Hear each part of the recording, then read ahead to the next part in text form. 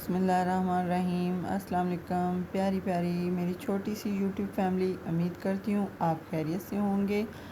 आज मैं फिर एक नई रेसिपी के साथ हाज़िर हुई हूँ जो कि है शादियों वाली आलू बुखारे की चटनी। जिसके लिए मैंने आधा किलो आलू बुखारा लिया है, बादाम लिए हैं थोड़े से और 1 कप भर के चीनी का लिया है।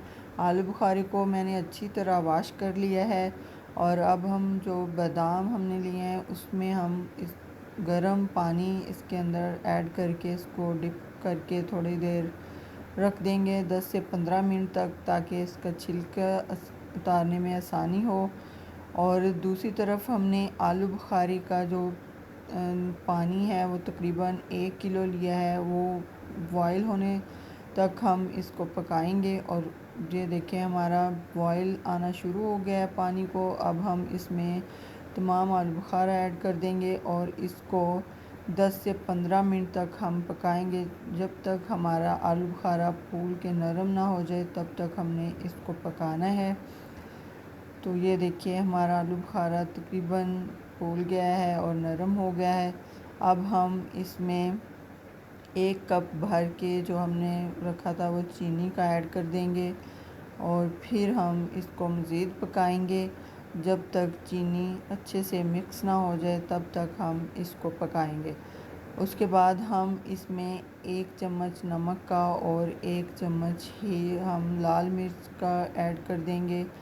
तो मैंने कुटी हुई लाल मिर्च ली है, आप पाउडर भी ले सकते हैं। और उसके बाद हम इसमें 2 चम्मच कॉर्नफ्लोर के थोड़े से पानी में मिक्स करके इसके अंदर चटनी के अंदर ऐड करेंगे उसको थिक करने के लिए। और मज़ीद हम कॉर्नफ्लोर डाल के हम पकाएंगे कि कॉर्नफ्लोर अच्छी तरह पक जाए, कच्चा टेस्ट जो है वो ख़त्म हो जाए कॉर्नफ्लोर का। तो हम इसको गाढ़ा होने तक पकाएंगे मज़ीद।